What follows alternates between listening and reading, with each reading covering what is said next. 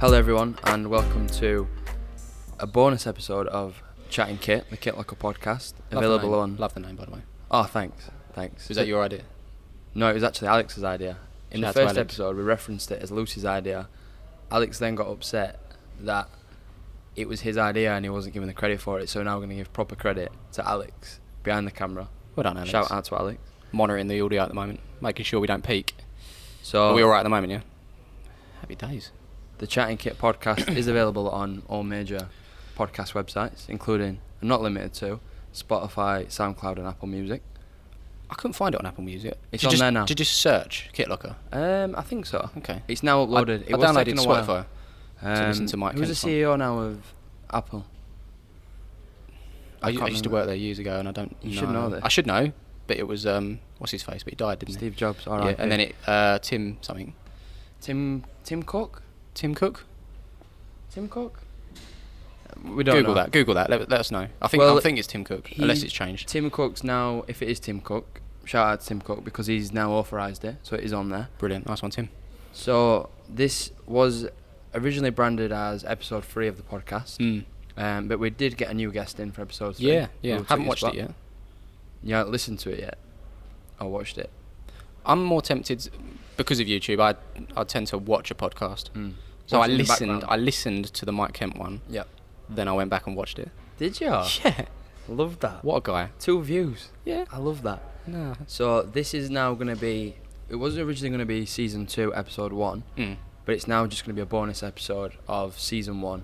Just because we have problems with agents booking people in for season 2. So we know that we've got you now. So we're going to get you rolled out. Any plans soon for season 2? We've got a couple. I think we're going to come away a little bit from the pro football or YouTube. I think we've peaked early. Not to give a discredit to our next guests.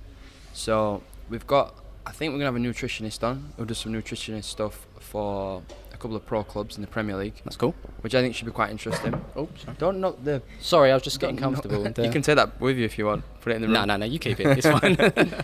So yeah, we've got a couple in the pipeline. But I guess we'll keep people posted on that. That sounds good. So what we're going to do is we're going to split our... Oh, and just to reference if there's any background noise, we are in the Kitlocker office. Very nice office, by the way. Very nice office. Yeah. There's plenty of staff in here. There's some customers, but there's also some dogs. Two dogs. Two dogs, yeah. So there's multiple dogs which could bark at any moment if a customer enters the building. So apology in advance for any barking, which will inevitably happen in this podcast. I'm going to go as far as saying it won't happen. I think they've been alright. We'll put a bet on then. If I win, you can take the photo. And if you win, I'll keep the photo. Okay. Cool. Do you want to keep the photo though? Yeah, of course I do. Because I don't really want the photos. So, we've going through the podcast questions. We've kind of kept like a similar format, which is a big group of questions that we've written ourselves. Some questions around, are you normal? And then we'd ask the audience, or in this case, we're going to ask Instagram followers of Kitlocker. So a large proportion of our Instagram audience are followers of Palmer's, where there's been some crossover with a competition, or they just love our content as well. So I've got some from Instagram followers as well, which is what we're going to end on. Some nice ones in there. Cool. So I presume that everybody that's aware of you and aware of Kitlocker will be aware of Palmer's and what's happened recently. So we're not going to get that into that to start with, but we'll probably get into that about halfway through. That's cool. We can any order that you wish. You've got your order there. Let's crack on. Let's do it. So question 1 is, tell me a bit about yourself and your background. Okay. My name's Matt. Depends who I'm talking to. Some people call me Smiv as an online personality, but for those that know me, I say you can call me Matt. You can call me Matt if you want. I think I probably would call you Matt. I think you do. Yeah. Have you got me saved in your phone as Smiv or Matt? Matt Smith. There you go. You could go halfway and go Matt Smiv. That's what some people do. Do they? Yeah. I don't know. That's a bit of a crossover there. Doesn't matter. I'm gonna go one or the other. Whatever you want. Whatever's comfortable for you. But yeah, my name's Matt. I'm a content creator on YouTube, and I love football, and I specify that content around football. Simple as that, really. My background is I'm from Essex. I've got a wife. Just had a baby. Congratulations. Thanks, mate. Well, 11 months ago, but I think you congratulated me already. Yeah, probably multiple times. Yeah. We did a baby girl that had a Palmer's badge on. You did, yeah. She's wore that a few times, to be honest. And she's definitely outgrown it now. She has, yeah. So we'll get some of the boys to print some more if that's cool. Yeah. Yeah, just a normal bloke that enjoys creating content. That's me, really. That's my background. So the content that you've created predominantly falls around Palmer's FC. Does now, well. It does. Yeah, it has done over the years. For a few years. Did you ever think that people would be bothered about watching grassroots football online? No. That was actually the question that I gave myself when I started doing it. Like, who's going to want to watch a bunch of guys that never made it? Like, why? Why would you? Why? You wouldn't watch it in it. You wouldn't go to a random park in Essex, or I wouldn't go to a random pitch in Sheffield and watch a Sunday League match. I just wouldn't do it. Would you now? Probably not. No? Still not there for you? I think it's not live. I think it's because of the way it's packaged up. Yeah. It's short, bite-sized content. I can watch it on my phone from anywhere. And I think that what a lot of people that want to film matches or get into this are missing, and this is not me being horrible to them, but you need the personality to do it. Yeah. If you don't have that, then it's just not worth watching. You don't have that. No. But then to a certain degree, there's things that can happen on the field that don't need to have personalities. It can just happen on the field and go viral. Yeah. But that's the thing. There's a lot of teams out there, and you see them on like Twitter and Instagram and things like that. Like, they've got their one clip. Like, there's a clip out there of a team, and that's their claim to fame. Whereas you've got teams in this space now that have cemented regular, consistent content every single week. And the hard bit on their part and our part, I guess, if I'm talking from a Palmer's point of view, is to keep it entertaining, and that is when personalities can help. Yeah. I mean, I'd probably speak on behalf of everyone at the club. We haven't really got the outlandish sort of, we're not in your face, we don't scream from the roofs about Palmer's, we're just normal lads that turn up and play football, probably half cut most of the time. Which I think is what probably resonates with a lot of people. people. I think there's the relatability there, and I think that's what we own on YouTube, whereas you might have a Dons, for example, who are a bit more, they shout about their brand, they're quite influential, and that is their thing. You know, you might have a Rebel who are a bit more down the digital market, and they've got all these other things going on. UTR as well with Manny and Toby and that. Like, everyone's got their own sort of personalities, and I think there are Sunday League football teams that fall into the Palmer's bracket. There's Sunday League football teams that fall into the Dons bracket. There's you know, everyone has their own sort of thing, but there are sort of pigeonholes that teams sort of probably resonate with more. Yeah. And I think where we sort of kicked things off early, and we were the only team really doing it for a year and a half, 2 seasons, that's where we grew, I think, because everyone saw that there was this club that filmed their games and why are they getting popular? Let's watch, and that's how we sort of grew from there, I think. But now, you know, it's every other club's got a camera on the halfway line these days, and I see it all the time. Like, we'll go over to a pitch on a Sunday, and you think, who's that? You've never seen this team before, but they've got a camera there, and they're trying their best to, and it's good. Like, I love that. You know, we've sort of inspired a few people to give it a go. You know, so yeah. We'll talk a little bit more about saturation of this space later on. But did anything in particular make you think it'd be a good idea to film it?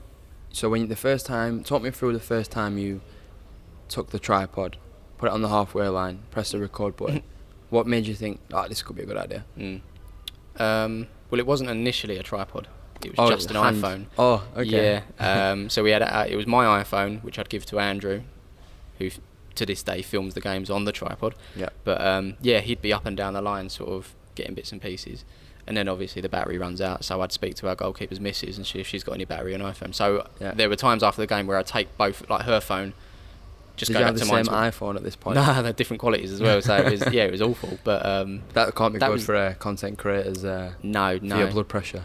No, it's not great. But then, I mean, I was a video producer, so I had my own video production company.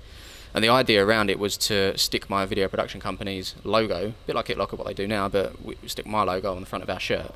So if this video gets a few views, they'll see my logo and hopefully they'll look it up and I'll get a client, you know? Yeah. That was the idea behind it. It was never about...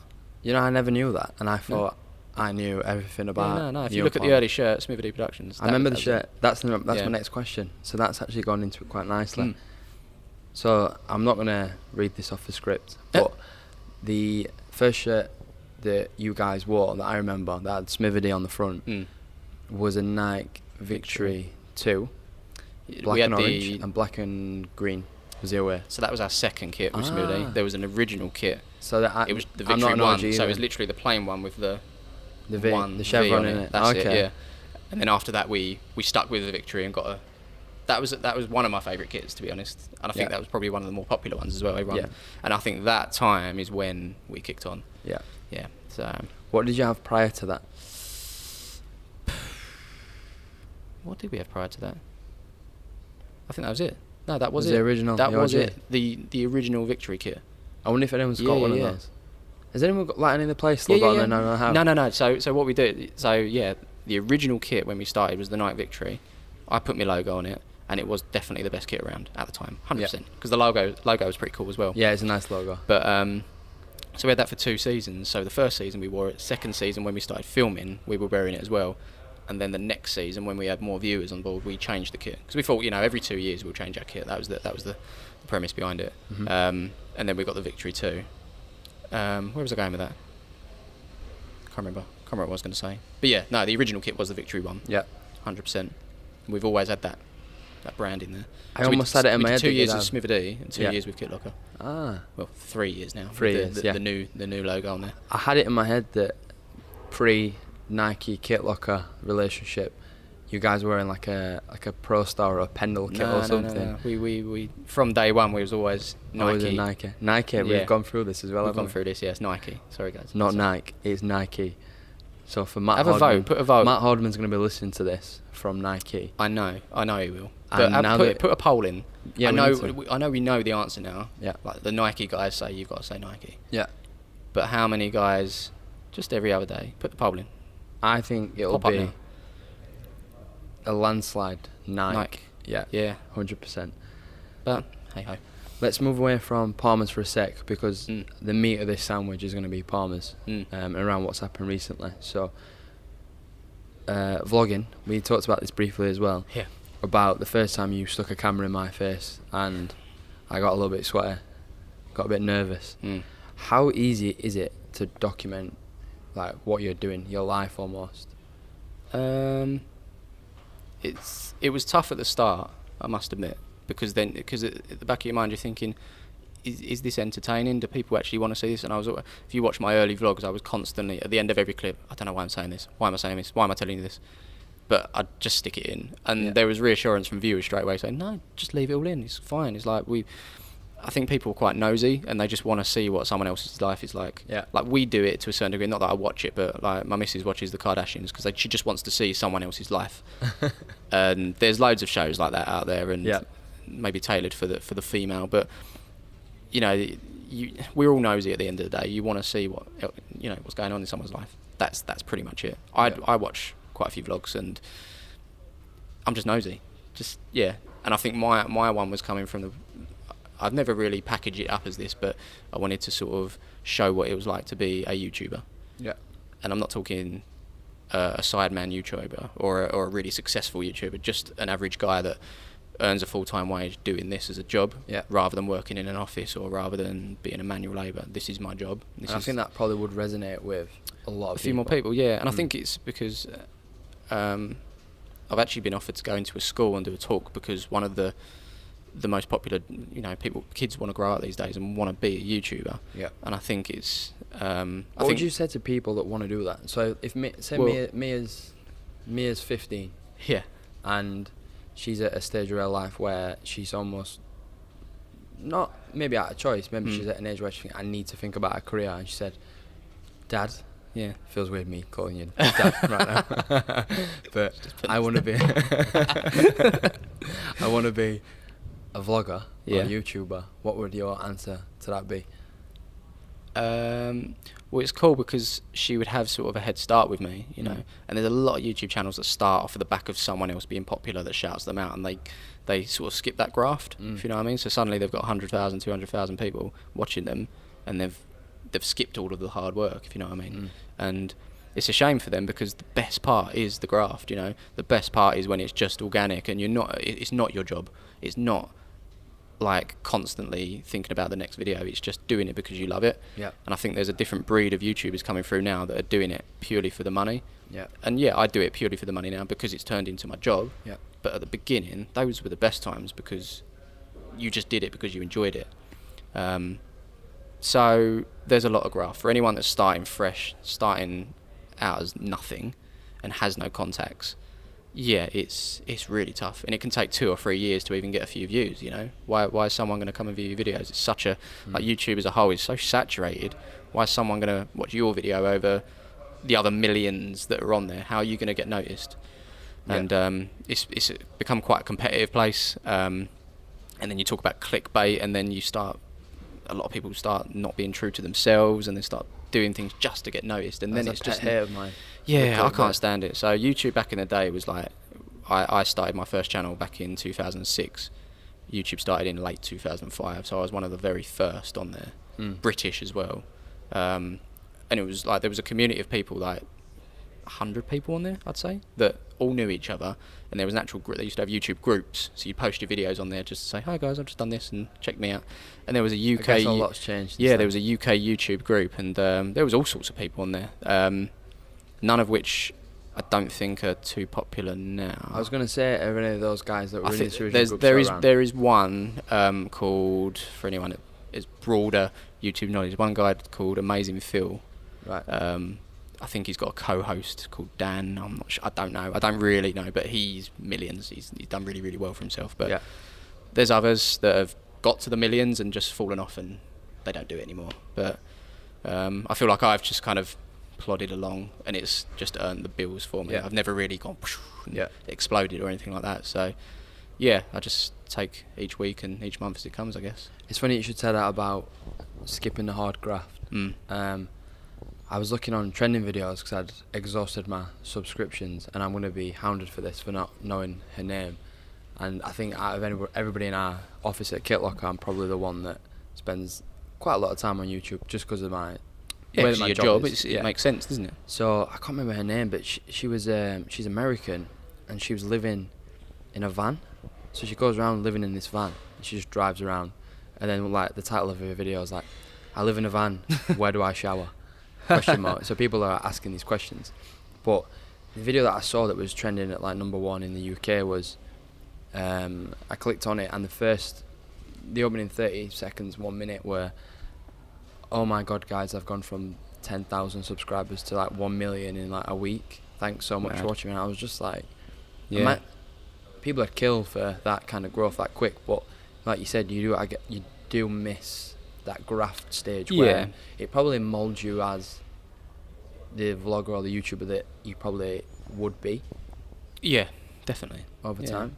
Yeah, no, 100%. I think I'm just, like I say, it is a graft, and I know it's not, from the outside looking in, it's very easy to assume that you get these views. I mean, I'm getting 20,000 views on a vlog. It's nothing compared to what these other guys are doing, which is why it's a graft. You have to do 3 or 4 of these vlogs for it to actually make a tiny little bit of money. Vlogs actually make me no money at all, to be honest. Hardly anything. It's the Palmer stuff that does, and the on the road videos that I do as well. That's where I earn my money, and then from any sponsors that I'm lucky enough to get in. But do you feel like they're essential? What's that? Sponsors? The vlogs. Yes. Yeah, I do, because it kind of helps my viewers understand where I'm at as a person. But at the same time, I think it opens up. I think it keeps your channel ticking over. Because with the on the road stuff, I wasn't able to go out and do it as much because I always prioritise Palmer's. But I know on the road does better than Palmer's. Like video for video, on the road will always smash it. And that's a really good way of me growing that second channel. However, I'm so loyal to making Palmer's work that I don't have time to grow the other thing. And there's only so many hours in a day to edit. So what the vlogs do is it keeps the channel ticking over, keeps the content on there, and it keeps people updated on what's going on in the world, you know. Yeah. And I can talk about anything. It doesn't have to be football, and that's really cool because on the road's football, Palmer's is football. It's just football. So with the vlogs, it's nice for me to just step out of that zone for a moment and just talk about what's going on in the world. Buy a barbecue. I'll tell you what, the barbecue, I am smashing it. I'm absolutely smashing it. And there is scope for me to maybe start a barbecue channel. I've thought about it seriously. I think I'd absolutely smash that scene. I'd watch the shit out of that. Oh mate, it's just like, who doesn't love meat? You know. Sorry to any vegetarians out there, but you don't like it, no? Oh, you do. So if you were to come round, what would you have on the barbecue? Are you just standard burger sausages or?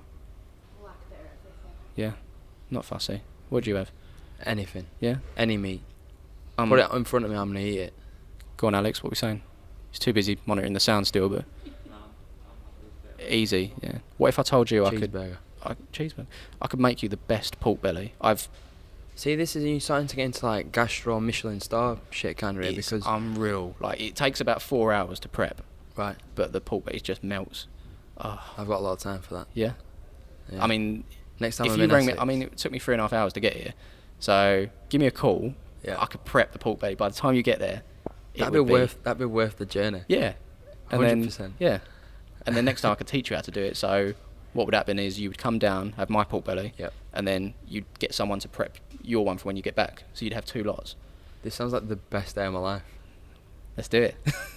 All over. So Smiv's barbecue channel coming soon. Barbecue King, maybe. That's what I was thinking. But I think think that's putting me out there as someone that knows exactly what I don't know what I'm doing. I've just watched a few Yeah. tutorials here and there, and it's come off really well. So yeah, I'm happy think with the that barbecue. We'll have to get people that listen to this podcast maybe Yeah. to reply and some name suggestions. Barbecue, yeah, I don't want anything that suggests that I'm an expert. Right. Do you know what I mean? Because Yeah, there's pressure then. Smiv barbecues. What's wrong with that? Really boring. Maybe that's why I work at Kitlocker. I'm not a content creator. Really boring. Smooth barbecues. Okay. I'll give you another go at the end, but nah, we're not going I'm not going to think about it then. Yeah. Right, moving on from barbecuing and meat, because I'm getting hungry. My one claim to fame is we hosted a college football tournament at St George's Park. Yeah. With Nike. So thanks, Matt Ordman, again. That's the second time I've mentioned him in this podcast. We'll try and get to a hat trick at some point. Someone that was watching one of the colleges in Milton Keynes, I believe it was MK College, he came up to me. Alex is going to start grinning in a second because I've not let this story go. Someone came up to me that was watching the college and said, Are you Ollie from Kitlocker? I've seen you in like Palmer's videos. So you are Ollie from Kitlocker. I'm Smith from Palmer's. That's what people say to me. But you're Smith Ollie from Kitlocker. I'm Ollie from Kitlocker. And I was just like, that is so weird. And then, to be honest, I've had a bit of banter, like off Ben Dixon, for one, from it, who works at Kitlocker. Are they like, ooh, Ollie? Yeah, a little bit. My question to you is, with this, do you ever get stopped to have a chat or a photograph? When you're on the road, especially at a lower league club, there are going to be people there that are going to know you. Do you still find that weird, or do you just take it in your stride? Yeah, absolutely. It is weird, but I'm getting better at it. I feel like I can just have a general conversation with people now. What I wasn't used to in the beginning was people just starting a conversation with me, and they're that much more of it on this level than I am, because I still need to find out who they are, where they come from, and why they the know hell. everything about you. Exactly. So I have a couple of like small questions that I sort of leverage up to get back on the conversation level, to sort of gauge where they're at, because they might not watch Palmer's. It's like, oh, do you enjoy the videos? It's like, yeah. And then you gauge, like, is it Palmer's or is it the vlogs or is it on the road? I don't know what you're watching, but yeah, it's normally Palmer's and on the road is the two things that people watch. Yeah. But yeah, no, it is strange, because they start telling you what you've done with your life, and it's like, yeah, no, That's me. yeah. Oh yeah, and I saw this. I saw you did that last week, and I was like, yeah, I did that. Yeah, like I don't really have much to say back to that. It's like, what you doing with your life? Like, Yeah. So it's Do about you finding. flip it around, like, onto the other person? Yeah, exactly. Yeah. No, I think if you have time to talk to someone, then do it. Like there's especially at the on the road games, I'll sometimes get stopped at half time.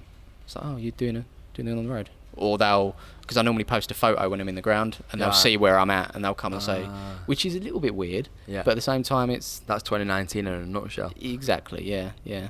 But you can't get stopped for too long at half time because you've got your burger to get. Or is that pre-kickoff?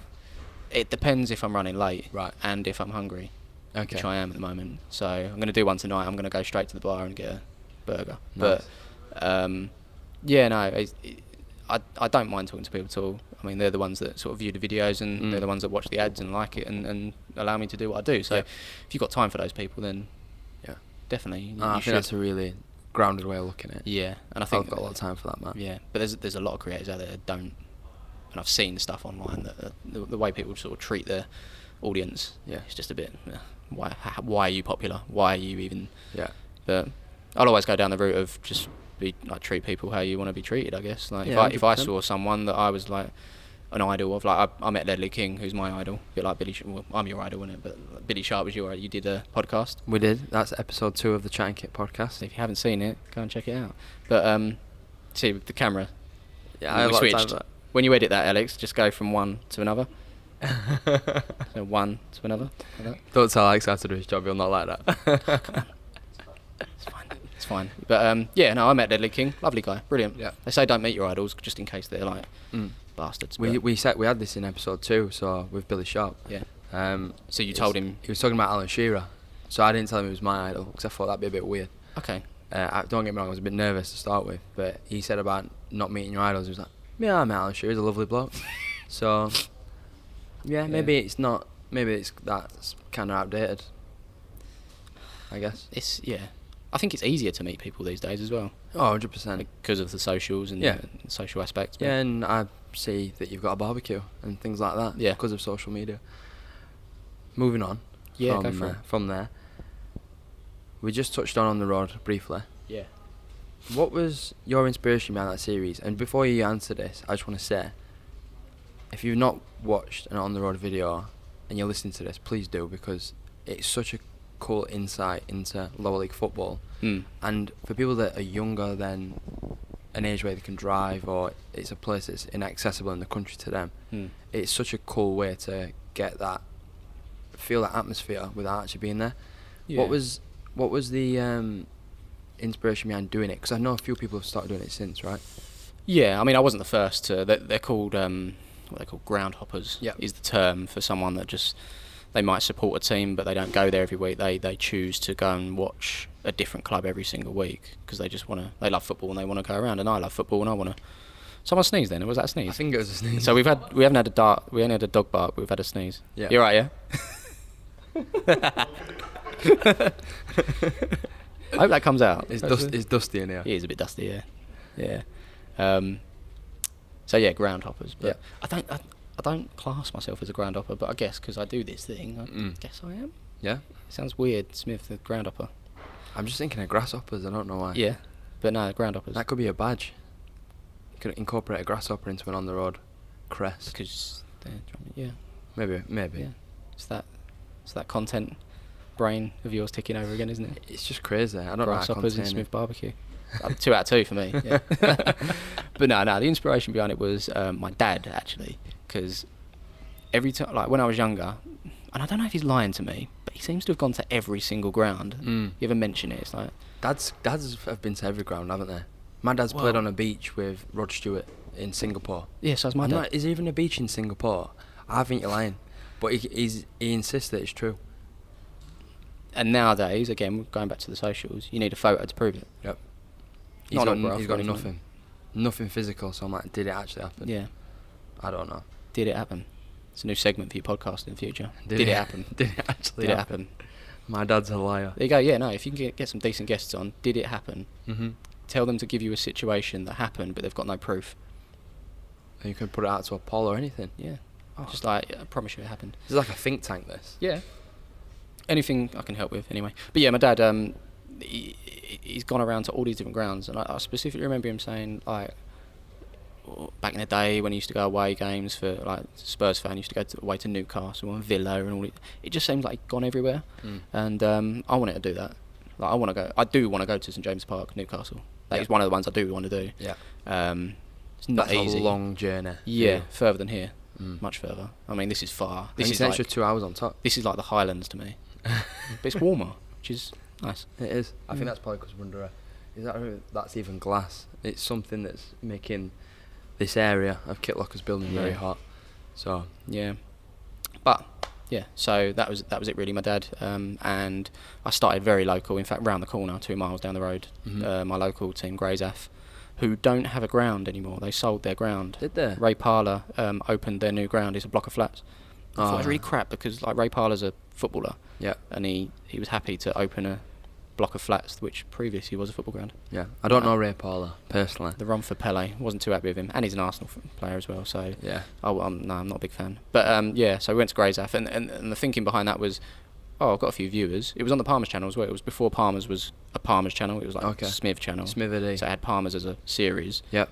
And a betting series that I did, and On the Road was a series, and a bit of FIFA as well. So it was before I kind of said, right, this is what I'm doing. Yep. So yeah, we went Greysaff, and I sort of promoted the fact that they need a ground. Really, they've got. I think they had the money at the time, but I think it's frittering away because they're renting. Yeah. But there's nowhere in Greys that can facilitate a ground for them because they've decided to knock it down and put flats there. Yeah, it's pretty. I think they've been 10 years without a ground now. It's not good. No, not good at all. And then you see it at other levels as well. Like, I'm not sure when this podcast will be going out and what the latest news is on Bury FC, but it's tonight, isn't it? Is the cut off? Tonight's the cut off. It's just, and not even Bolton. It just like if I support Sheffield United, as you know, people for the podcast probably don't know, but like if that happened to my club, I don't know what I'd do. I don't know what I'd do. Yeah. I think I wouldn't be able to support anybody else.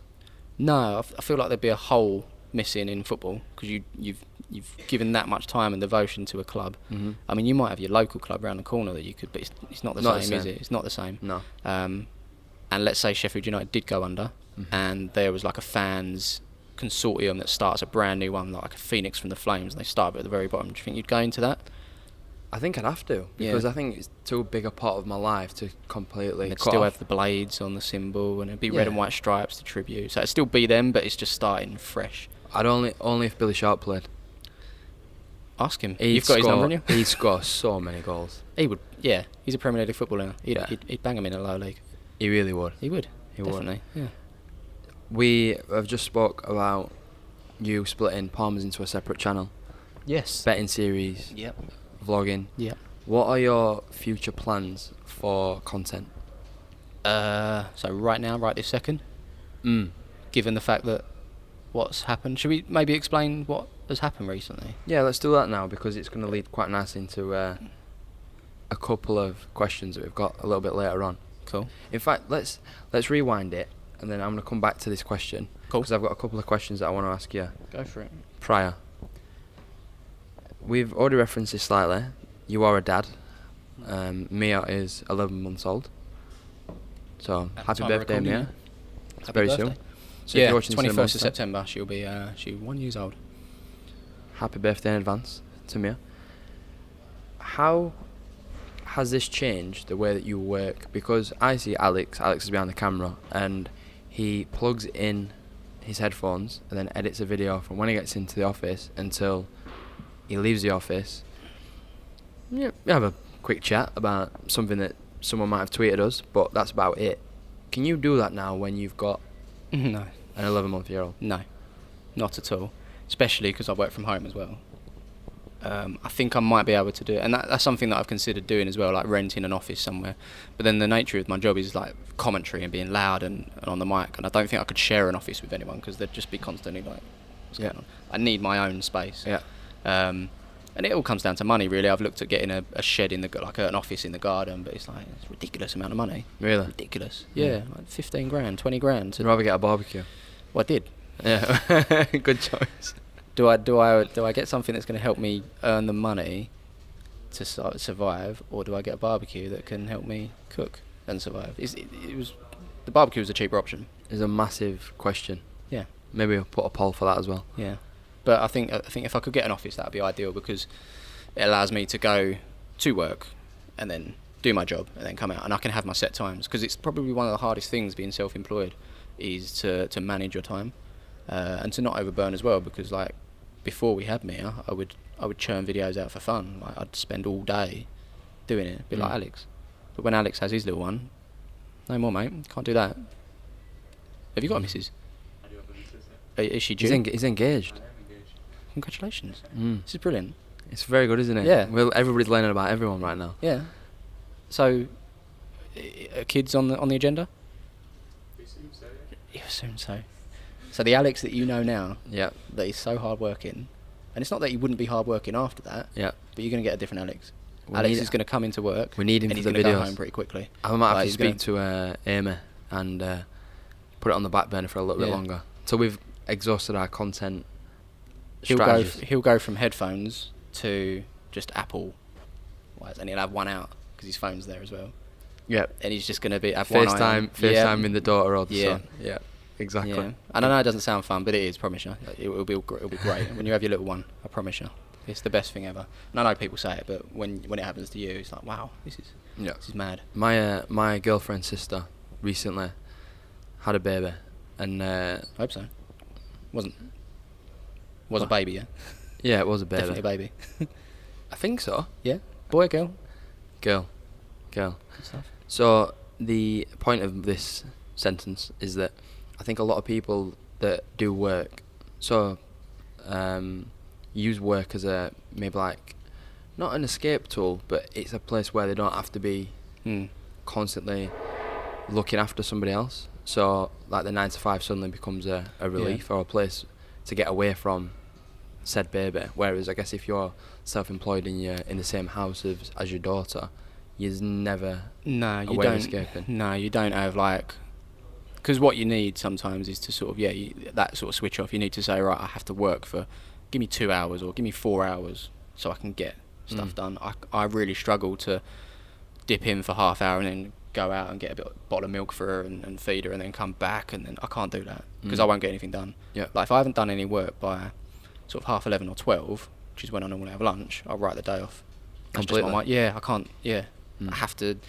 If I haven't started anything in the morning and got going with something to jump on board of, then I can't work. Even if you've Really. got a deadline. Yeah, deadline goes. Really? Yeah, because That's so interesting. because the deadline, like I've let you down a couple of times previously with Kitlocker because we've had things planned, and before me, I'd have been like, it would not have happened. But B, I would have worked and worked and worked to make sure, even if he was running behind, I would have worked and worked and worked to get that done.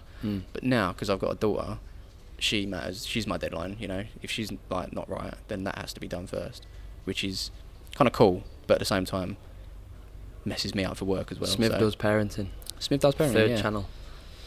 So what we got? We've got Barbecue King, Yep. like whatever it might be. And then caveat is not an expert. Not an expert. Are you an then expert of Smith- parenting? Yeah. Sharon actually, my missus Sharon, sorry for anyone that doesn't know, she does want to do a parenting sort of mum sort of thing, but I think more Instagram based Okay. than a. I think she'd be good at that as well. Yeah, it should be brilliant. I've yeah. met Sharon, I think just once, when we went to watch Tottenham against Leicester. Yeah, thanks 2 to or 3 Matt seasons Hardman. ago. There's a hat trick. Hat trick, Matt Set that Hardman. up. Nice one, mate. That was a great game. Yeah. 5-4? 6-5, wasn't it? Was it 5-4? I think it was 5-4. I think It was last day of the season, Leicester, wasn't it? One But of the anyway, last games. I met Sharon there for the first and only time that I've met Sharon, and I think that she'd be class at that. She'd be really good at that. She's so likeable.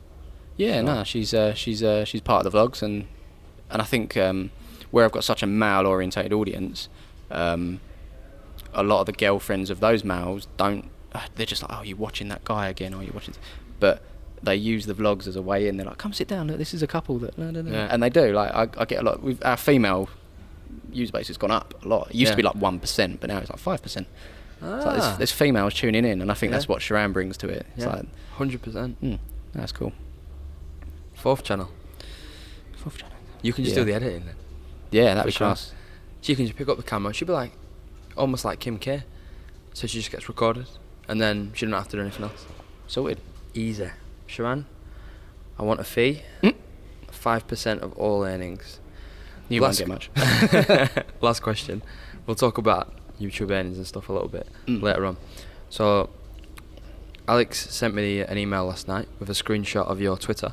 Okay. And your Twitter post was, anybody else giving up on fantasy football yet, or just me? Yeah. Talk me through it. What's happened? How have you got to this point? You know, like the months leading up to it. Yeah, it's probably the month leading up to it. I gave up on fantasy football. It's just like, I can't be bothered. You know, I'll stop in November. Every single year I do. And this year, you get that high, kind of like, oh, it only takes like 2 or 3 people saying, I've got a league, do you want to join? It's like, oh, go on then, yeah, I'll give it a go. So you set up your team, and then it's full of promise. And then the opening day I did all right, and then Alisson got injured in goal. Yep. Which is probably the same for a lot of people, actually. Mhm. So I should have looked at that and gone, no. But I didn't have, is it Pookie? Yes. Didn't have him up front. Some people did. Like, who's going to pick a Norwich striker to go up I front? want to know who's triple captained him when he got the hat-trick. Someone had him as triple captain against Newcastle at home. Who and why would you do that? And this is where I feel like I'm out of my depth. Mm. Like, I love football to bits, but I think my football knowledge, because I'm so focused on what I'm doing in my space, my vast football knowledge on the Premier League and Championship and just football in general, like, it's not great. Mm. People say to me, you should be an expert because that's all you do, but it's not. I film Sunday League footballers. Yeah. I know some really good Sunday League footballers. Yeah. I can tell you some You proper can't good... put them in fantasy.com. No, exactly, no. Yeah. 100%. And I know some really good burgers at some certain grounds, but that's probably as far as it goes. I literally just love football. Doesn't mean I have to know every single player. And I think that fantasy football's it's a massive lottery anyway. Chris in our office, he's a avid football manager player, and he could name you 10 wonder kids you've never heard of, and they will make it. Yeah. And he's still rubbish on fantasy football because it's like, do you put the big hitters in and then go with you have to go for the cheap ones, but then is it the cheap ones that then get the points because of X, Y, and Z, or do you try and spread it across? I'm not sure. I mean, I thought I was like, I watched Sky Sports News for all of 10 minutes and thought, I've got this. So basically, Solskjaer popped up in an interview and said Mason Greenwood's going to be a big feature this year. So I'm thinking, Mason Greenwood's £1 million on fantasy football. That frees me up to get Kane and Salah up top alongside Greenwood. Did he start him? No. Did he put him in the next game? No. Yeah. I'm like, you've been mugged off by properly mugged off. Yeah. Solskjaer. So yeah, I just gave up. I've had enough. And quite a few people agreed. I think that they didn't they, Alex? Quite a few people just said, yeah, sod it. I'm not going to do the fantasy football. I'm just going to enjoy the football. Yeah. I think last year, I think I was 600th out of like 3 million like people the playing. Premier League one. Yeah. And that was over halfway in, and I was like, this is great. And then I had 2 bad weeks, and I just sacked it off. They do a this was one of my series. I did a betting series, but there was a fantasy football part of it. But the Premier League's YouTube channel has just launched last month, and great thing, by the way. Yeah, needed it. Yeah, needed it definitely. But they've got a dedicated fantasy football show. Okay. James Alcott from EXO. Yes. He presents it. Okay. Alongside Rambo, who was previously a Rebel as well. Check it out, it's good. Oh, and I looked at it, I'm like, I've already quit. I can't bother anymore. But they have an FPL expert on every week, and they tell you the good things and the bad things. So maybe it's a big check thing. it out. Check it out. Big part of content. Smiv does fantasy football again. No, I'm not going back to that. No, I'm done. No way. Right, let's get into a big thing that's obviously happened. You sent me a text message 2 weekends ago. I'm just going to move my leg because I'm getting pins and needles. So if there's a static, I do apologise. You text me saying that things had changed. Your head had changed. Content had changed with Palmer's. I thought it was nowhere near as far down the line as what it was. So then when we spoke on the following week and you said, yeah, I'm pretty much ready to go with the Palmer's video coming out where the title of the video was End of an Era. Yeah. Oh, was it No, it's Thank You. Was the title No, of the it video. was called End of an Era. End of an Era. Yeah. Yeah, obviously to a lot of people, and obviously you can see from the comments that people were really upset. Talk me through how you got to the stage of saying Palmer's is finished. I think from a content perspective, shall we add? Because Palmer's is still running in. Yeah, no, so Palmer's, as you know it, is still a football team on a Sunday and will be going ahead for this season. But from a content point of view, I think a couple of areas where I just felt I've done my time, you know. It's been 5 years of doing it. This will be our 7th season. We didn't film the first season, then we did 5 years of filming, and then we got this season as well. But I think I was burnt out, to be honest, because they take a long time to produce. I think people look at it as a 10 to 15 minute video and say, oh, it doesn't take long. You know, and I think a lot of people would think that. They do, and a lot of people we've met, a lot of teams that we've played, are also sort of been inspired to start filming. It's like, oh, how'd you do this? What did you do this? How'd you get it out so quick? And it's like, well, I don't. Like, I used to film it and get it up that night, and then that was brilliant. And then I used to have to say to the lads, oh no, I'm not going to do it tonight. I'll get it out for Monday night. And Monday night became our thing. So it gave me a day to do it, which was cool. But then I went to a week behind. Uproar. They didn't like that. No. And then at one point last season it became 2 weeks behind, just because of obviously move in and Mia being born. So there was lots going on. And I think last season, even though we did what we did and I kept up the schedule, kept it going, I was completely like frazzled. How for me, and I think for a lot of people that are listening to this podcast, they can leave work at the door. So come in at 9, sign in, clock in, do whatever you do. You leave at 5, and then you get on with your evening. How stressful was it trying to manage all of these things? So moving house, baby, and the channel. How were you at a point where a tipping point? Yeah, I didn't know how I was gonna do it. I couldn't see the end of the tunnel, so to speak, which is why I said, it's going to be 2 weeks now. Just give me time to sort of do this. And from a content point of view, or from a viewer's point of view, some viewers don't see it on the day that it comes out. They might see it a week later or even 2 weeks later. So they're going to get a video every single week. So nothing from their point of changed. But from a player's point of view, like, they used to really get excited about the videos, but not now, because they'd already played another game since then, and another one was coming up that they were preparing for. So when we bring a video out that's 2 weeks old, the support wasn't there. And I don't blame them, to be honest. Like, they've got their own lives, they've got their families, they've got their jobs.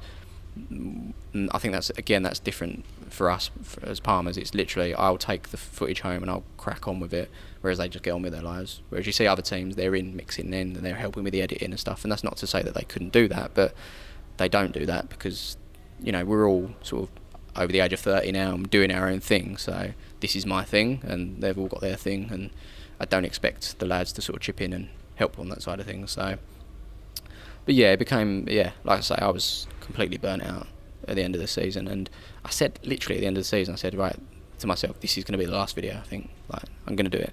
But then obviously we had our discussion about the next season's kit, and I think it just got pushed through, and I was just like, whoa, okay. And then I started producing content on that basis, and then I was like, Jesus Christ, I've still got to do another season of this now, because I feel like we've committed. And I think that was the conversation that I was worried about having with you, was we've announced a new kit, we've done this, we've got another partnership for another year, and now I'm going to sort of let it slip. And obviously you've done all your work, and Alex has done his work, and you've done your work around it, and you've put a lot of time into it. And I think that was the thing I was more concerned about, because I feel like over the years we've given some great content and people have enjoyed it, and it was the right decision to end it on that part. But I didn't want to let you guys down, and I think that was the conversation that I didn't want to have. But obviously, well, I think probably a little bit, maybe it was a little bit short-sighted from myself to just assume that it's everything's fine and dandy, when in reality, and I think we'll not touch into like mental health or anything too much, but it's very easy for me to just think, everything's fine, like, Matt's a machine, he just churns videos out, and we sell shirts, everybody's happy, we pay commission, videos get made, brand awareness increases for everyone's happy as Larry, and everything's sound. But it's very easy to think that, and when you're in this like bubble of everything's going well and whatever, I think, well, obviously we're going to do it again, when in reality, you were at a tipping point with the amount of videos that were being made, how long they were taking, family, whatever, so you were well within your right. And like, Jesus, I don't want to make it out as though we're like cracking you with a whip to create content or anything like that, but I think you do get caught up in it a little bit, and it's the excitement of creating that new thing, that next thing, because you can create that new video every week. When it comes to a kit, it's one a season, and to me, like, it's exciting, isn't it? I'm very, very passionate about it. Obviously it's my job, so as soon as I see a kit, even like a Nike kit that's on Product X Instagram account as an example, I'm like, oh my god, have you seen this, this? So it's like, it's our opportunity to do that, because we're not doing it on a massive scale with teams. Obviously we're making kits for thousands of grassroots teams every season, it's not the same as something that's going to be seen by so many people. Exactly. So yeah. we obviously want it to look like the away kit that for 2019-20 is the best, most. I don't want to upset anyone else that I deal with like kit wise, but for me it's probably the nicest kit we've ever made. Shout out to Megan, who's behind the camera, for creating that design. Did you do that? She Decent. We had a little tweak, didn't we? And yeah, we won't mention what happened, but no, we won't mention what happened. But we got there was a tweak, and we've got a nice kit. we got to a stage where everybody was happy with it, so we could move it forward. So I was like, right, everyone's happy. We're moving it forward. We're doing it. This is the date where we're going to launch it. X, Y, Z. So just moving away from that a little bit. I don't want to digress on that too long, but the reaction to the video that you put out. So we had the conversation in the morning around what was going to be happening, and for me it all felt very fast, and then I realised that you'd already made a decision in your head, and I'm exactly the same. If I want something or want to get something sorted, I want to sort it there and then. I can't let it fester whatsoever. So the video went out at 3 p.m. around that time on a Tuesday, I think it was, a couple of Tuesdays ago. Originally went out private via socials, and then it was made public later on in the evening. The comments on there, every time I refreshed the video, the comments were building up, and they all had the same message. And do you think you were going to receive a reaction that was as heartwarming as what it was? No.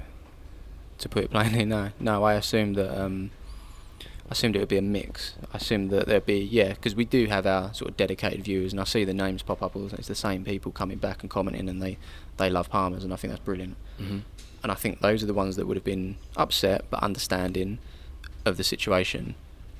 But I think there was probably another half that were going to say, oh, it's a dead channel anyway, dead, blah, blah, blah. Like, you get those hate comments.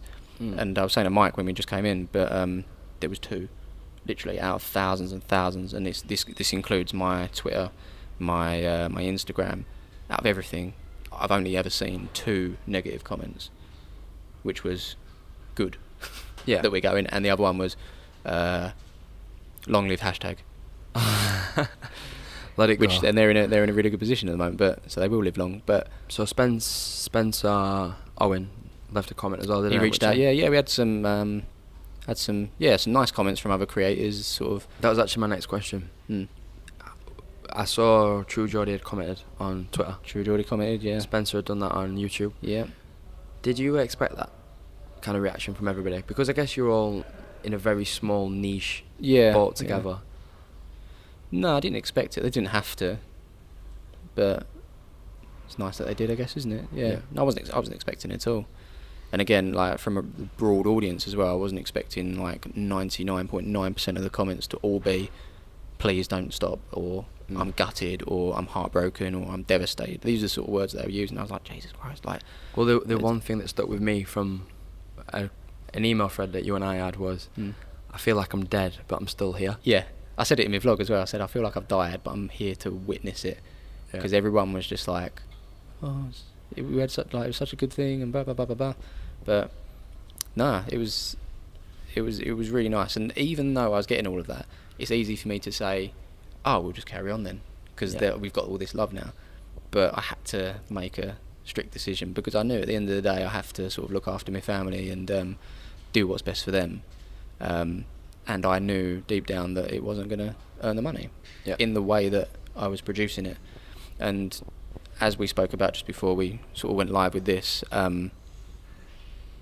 I've tried to change the content to tailor my needs before, to make it easier for me to still bring the content to people, but it was shot down completely. Like we had, I think last season, the opening day of the season, I said, right, this is a new format I'm going to try, guys.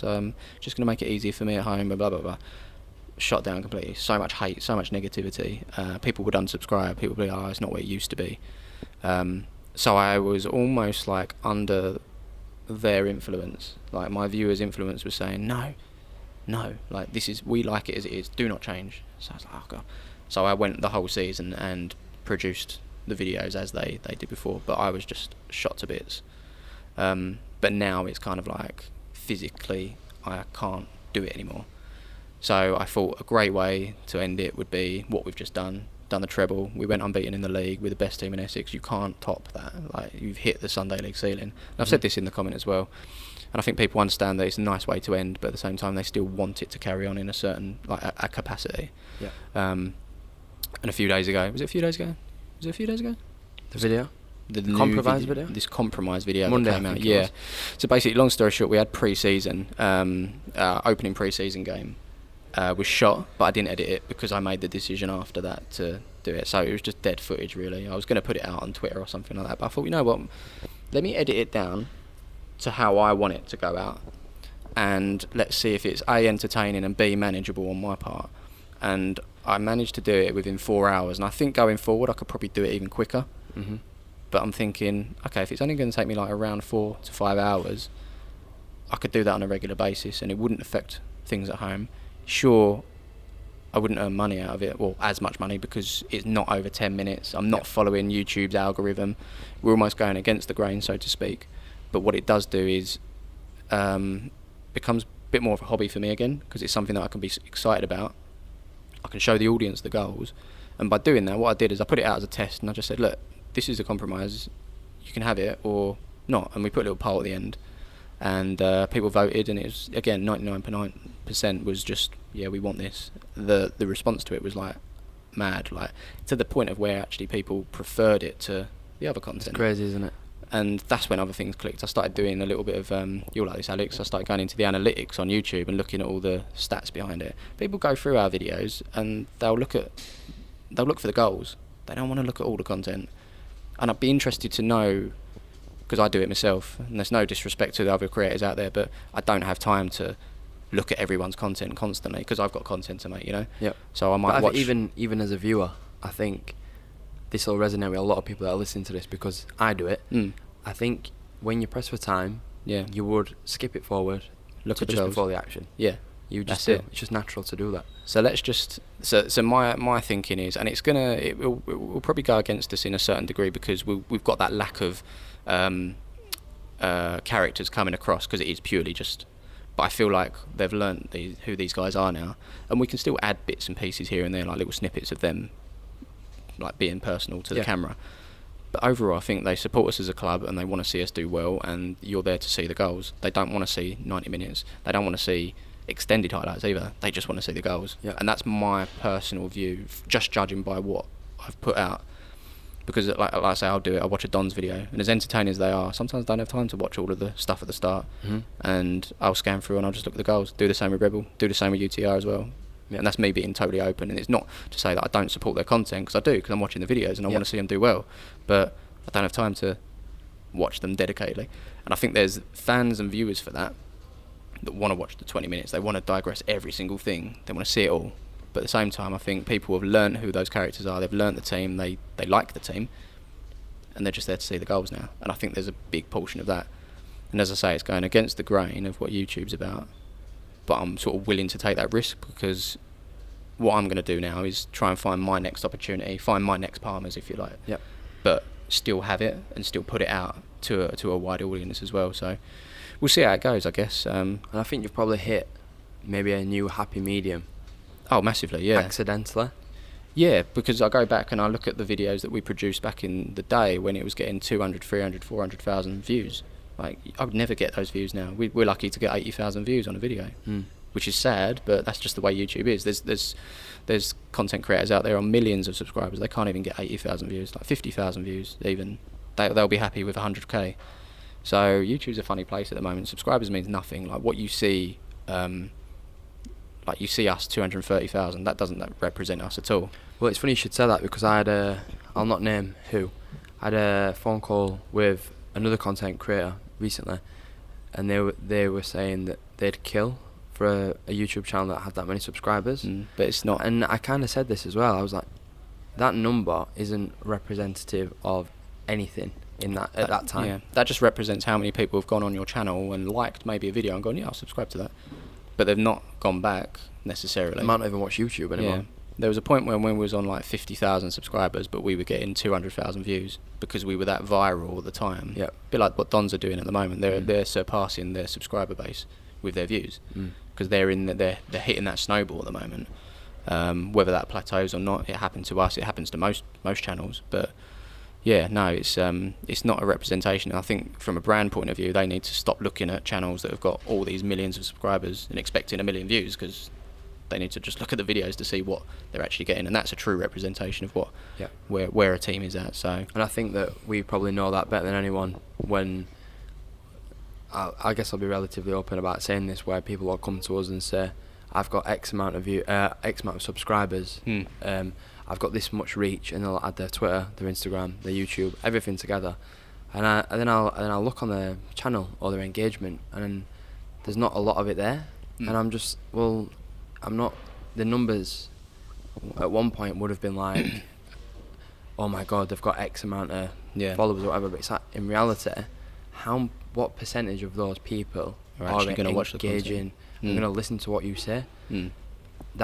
I'd rather have someone that's got 10% of the following, but they've got a really dedicated and engaged audience that we can work with. So that makes more sense. Yeah, massively. Massive. But you'll know it. We know it. We've learnt the hard way, where we might have seen a massive number at the start, going, oh my god, and then in reality it doesn't come to fruition the way that you'd expected or planned it. No. So here's what it is. Love Island restaurants. It is what it is. I know I keep saying that, and I don't watch Love Island. And then I was saying it before Love Island. I don't know where it came from, but everyone says it is what it is now. And what does it mean? Yeah, but what is it? What is it? It just is. And why is it?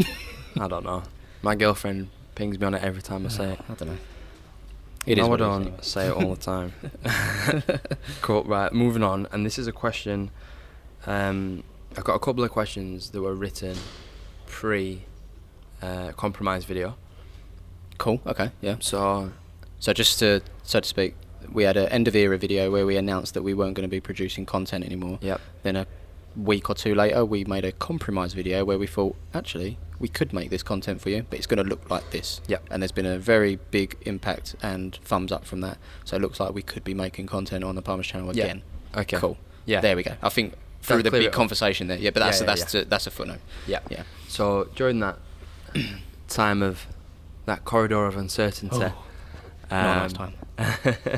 So during that time, I'd written a couple of questions based off that, and the first one was, so Tomo announced that he wasn't going to be first team manager anymore, and there was also a couple of Instagram questions about this. So who's managing the first team now? So the first team has been taken over by Lee Henners. I need to reply to his Twitter message about some kit. Oh, I will get back to you later, I promise. Yeah. And Tommy. Okay. So those Tommy two. Gray. Yeah, Tommy Gray. Yeah, so those two are legend that he is. What a baller. What a baller. And what a lovely man. Yeah, he's a good boy. He's a good He'll be boy. in good hands then. We when he's not playing, we miss him big time. But yeah, those two are sort of going to head it up. Tomo was always going to quit, and I think Tomo quitting and us then announcing that we were ending made a lot of people think that there'd been some sort of row or disagreement. Tomo was always going to quit. Like, for him, as far as he's concerned, he started this with me, and he's hit the ceiling of what he can do. Sure, we can go and defend it this year, but he's got a little boy as well. Yeah. He's got his missus, and he just wants to enjoy his Sundays now. And he'll come over now and again, and he'll be a part of it still. Mm-hmm. And he's signed up as well to go in goal should Jack let us down, or any other keeper that I we did might see have. him in the video. Yeah, and do you know what I mean? Like, I hope he didn't break any more ankles. Yeah, and I mean, like, it's just become such the norm for us to not have goalkeepers this year. Like, just over the years, we're just that team that. Well, that's Sunday League, though, isn't it? It epitomises it. Nobody wants to go and goal at that level. You don't want to have a rock or football kicked at your head on a Sunday morning when it's freezing. Yeah, but it's become the norm, and yeah, he'll be there now and again. But yeah, so Tommy and Lee are going to sort of head it up, management-wise. Yeah. The next question, which this was going to be quite a sad question, pre-compromise video again, but if it comes to fruition, let's pretend we've ended it. Yeah, let's do that. And then we can maybe overlay some really upsetting music at this point or something. Got any music, Alex? You'll find some. We'll find some. Loyalty-free music. If there was one thing that you could have done with Palmer's over this journey, what would it have been? Ooh, that is a good question. Does it have to be one? I think as a general thing, I'd just like to have maybe given the lads a few more opportunities, because obviously playing at obviously the England training ground. I classed that as an opportunity. Played at Loftus Road, Watford. All of these things went to Soccer AM. So over the time, we've done some really cool things. I feel like over time it dried up a little bit, and I just wish that I could have given them a bit more, you know, because that's what kept the camp going. You know, that's what made things exciting. Yeah.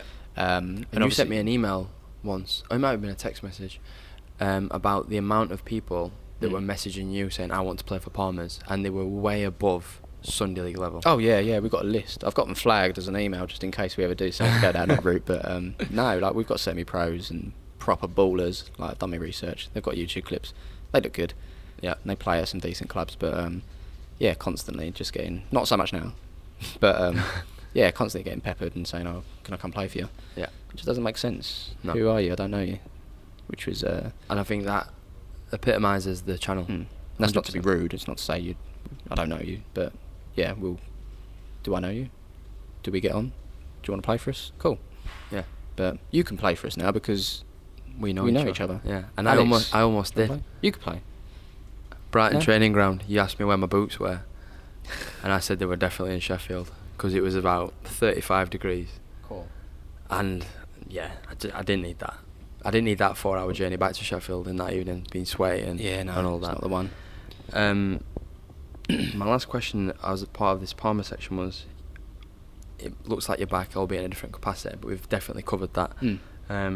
So the last question for this Palmer section is going to be, and I think I'm going to know the answer to this, and then I said this to Billy Sharp, and he said, well, why are you asking me then? And it's obviously for the sake of the podcast, the Chatting Kit podcast. Yeah.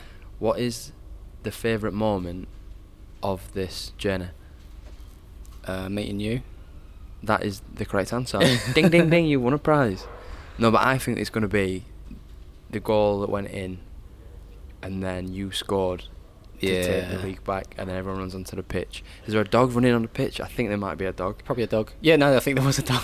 But this was Every man in and his the dog, this was in the end of an era video. Yeah. So we did. Yeah, and I made quite a big moment about that because I think that was a key moment again because people who didn't know us before come across this video and gone, whoa. Like they've watched it from start to finish and gone, and they knew the ramifications of if we lost.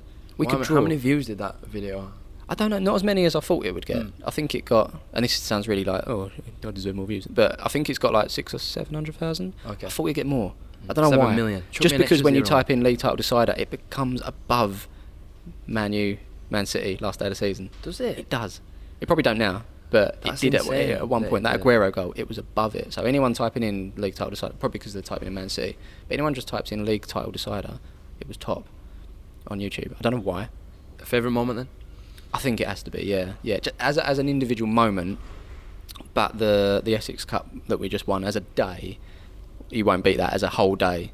That was unreal. Yeah. When I don't remember actually when we won the league. I remember going to the pub and I remember Andrew. Like I wanted to just look at the goal. That was when we was excited about things. I was really excited. And I was like, Andrew, I can't find it.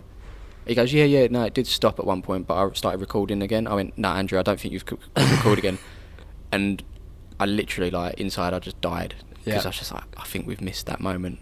I think we missed it because the battery was going as well. It was literally touch and go with that.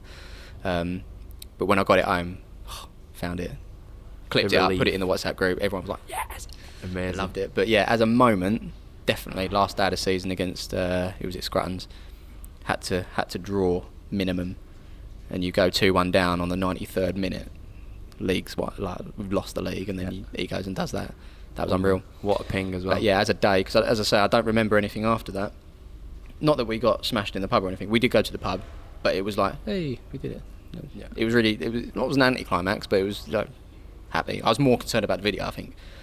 But as a day, the Essex Cup final, what just went. And I think you don't just go and win that competition. No, well, and then especially if you don't train or have any sort of. We'd been there before though, hadn't we? The year prior, where we did, yeah. The result didn't go the way that everybody wanted. But that was so to speak, it's a lesser cup, if you know what I mean. So the Essex Junior Cup, that was the final. We lost 4-1 to this team, which were unbelievable. Still to this day, the best team we've ever played. Yeah. Full of ballers, ex-Colchester, Everton player in there as well. Unreal. Gutted about that. But that was the Junior Cup. But that year, obviously, we got promoted into the Premier Division, so you become part of the Premier Division. So I guess it's like the Essex Champions League, because all of the best clubs are in that competition. Yeah. You can't like get any higher than that. The grin on my face when I asked you if you had any pictures, you sent me a text message that said, "How about this one?" And I didn't know the result at this point, and then you were all in your brand new Essex Cup final jersey shirt. It was perfect, wasn't it? I was thinking, laid down with the trophy. Yeah, but let's not make this kit, because let's not make a big deal of it, because we're probably going to lose. Yeah. But that it's just like the kit, just the whole day, and the pub scenes after was unreal. Like, I went home a bit earlier than other people. They were going on until like 1-2 in the morning. It was unreal. Like, and I think, what a day. Yeah, I think as part of this, I'm not going to spoil one of the Instagram questions later on, but like, as long as I've known you, like, for me that has been a really defining moment. And yeah, we flogged a couple of shirts, which is always nice, but that was a nice shirt. Yeah, it was. I think that kind of sparked off your power up thing in a way, didn't it? Well, it did, because we'd taken a blank team wear jersey, which, you know, you can buy off kitlocker.com for £12, and we'd almost completely reinvented it. Yeah. And taken it away from a team wear shirt and made it into a bit of a canvas to put some personality on. Was that always the aim for Kitlocker, to then go into customising shirts, or was it just like let's try this? I think the goal for Kitlocker has always been just to service clubs and service them well through good embellishment, good stock coverage, shipping it in a decent time. And then I think there's just been a massive shift in football shirts in general towards it being customised. And unless you're Hackney Wick and you get picked up by Nike on a European level to... Nice kit, that. Yeah, it's fantastic. To create something special. Like, 99.999% of clubs can't do that. No. So we'd almost come in this massive space to try and fulfill that customisation element, albeit with a slight...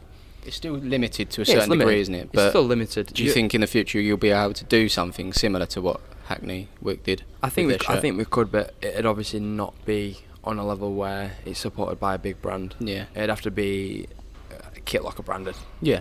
But yeah, I don't see any reason why not. And it's definitely something that I'd like to get my teeth into. I'm sure Megan Wood, who's our graphic designer, of creating something that's completely bespoke and not seen before. And taking inspiration from, like every kit's taken from inspiration of other ones. So obviously the two stripes down the middle of the shirt. You've seen it on PSG, you've seen it on Chelsea away shirts of the past, the white one that had a blue and a black stripe down the middle. And now Pitsy. Exactly. Right, let's move on to the next section, which is called Are You Normal? I know that you're really normal, so I've kept this quite short. I think for Billy Short we had a lot of questions for this. Yeah. As you would for a professional Premier League footballer. Even Mike, we had a few. So the first one is, do you watch YouTube all day? No. Because I'm too busy making videos for YouTube and looking after the little one. I think everybody that's listening to this would understand would have that. said that. Yeah. Do you, and this is a big one, and I know that Alex does this, who I'm sure we've alluded to multiple times now, that's behind the camera. Do you watch TV and look at filming styles, angles, transitions? Do you look at that and are you conscious of that? I used to be. When it used to be my job as a video producer, yes. Like lighting and colour grades, and yeah, I used to like properly be into the production side of things. Since Palmer's has become more of a format that I stick a camera on the halfway line, it was just about getting the footage. I've cared less about the look of it and cared less about the outcome of it. It's more about just getting it out there. Yeah. Which is a shame, because I did love like making music videos and creating a story and getting B-roll. There he goes, he's on my level now. B-roll's brilliant. Going out and get B-roll. It's like alternative shots. You got your meat. I know music video. what B-roll is. Oh, you know? Okay. Of course I do. Do you know what B-roll is, Megan? No? Basically just nice shots to go over the top of other bits. Just watch any music video full of B-roll. Loads of B-roll. It's almost completely B-roll. There's no A-roll. Love B-roll. I think Sharon used to call me B-roll Smith. Matthew B-roll Smith. It almost sounds like B-Tech Smith, which is like a bit rubbish. That's B-Tech's alright. No offence to anyone that's taken a B-Tech and passed it. I'm sure you're doing fantastically well. Right, last one from Are You Normal is, and I've got into a habit of doing this because of you and talking about you, so I'll talk to my girlfriend about... Yeah, there you go. Thanks, mate. about Smiv, and I'll say to my girlfriend, Smith's just texted me, and I think Palmer's is gonna not be a thing anymore. She's like, who's Palmer's and what's a Smiv? What's a Smiv? And then I'll be watching something on my phone. She's like, what are you watching? I'm like, YouTube, and it's a content creator that I watch. She's like, put it on the TV then, on the Xbox. I'm like, no, it's mine. But then I'll talk about it and reference it. Do you talk about other content creators to Sharan, and does she think you're dead weird? No. I spoke to her about one the other day, actually. I was talking about, I don't know if I can say, actually, because it's a thing that I might be doing with that particular person, so I won't say it yet, because it might spoil it. Let's do no names. Well, that was one of my questions. Yeah, and she knows a lot of the creators that I've done stuff with anyway, and if I ever do anything with anyone else, I'll explain who they are, and I'll say sort of what sort of level they are and where they are, and it's fine, it's normal, it's my job. That's normal. Go on, Sharan. I think 2 out of the 3 are normal, and then the other one is just obsessed with filming, which is normal, if that's your job, right, Alex? So I think we're pretty normal. You've got a lot of time for that. Yeah, no. You are normal. There's nothing wrong with being normal. Nah, normal's good. Certain creators don't like being normal, do they? No. No, there's that team that we don't like being normal. But anyway. Oh, you know what? We've missed a section. Oh. We've completely missed a section here, and this is my favourite section. And we almost went on to Instagram questions where Megan needs to go on Instagram Live, but not yet. What, you're going to go live on Instagram? What are we on? 20%. Oh, we can lock it and then unlock it after. We're 80 minutes in. 80 minutes in. 80? We've hit a new been here record. for 80 minutes. You're going to miss Let's your... make it 90. Let's make it a football match. You're gonna miss your on the road tonight. Yeah. That would not be ideal for the YouTube views. What is right. the time? Should we just... What time is it? Oh, we're fine. We're fine. Oh, cool. Right, let's crack on then. I'll tell you my passcode, Megan, after. Don't worry about it. YouTube football is a section, and this is something that obviously I'm quite passionate about because it's my job. Well, part of my job, anyway. Have you reduced the barriers to entry for people to film football matches? Yes. I completely agree with that. I don't think I need to go into more... Like, yes. Yeah. I think we have. Yeah. 100%. Is the market saturated? The YouTube football scene? Yeah.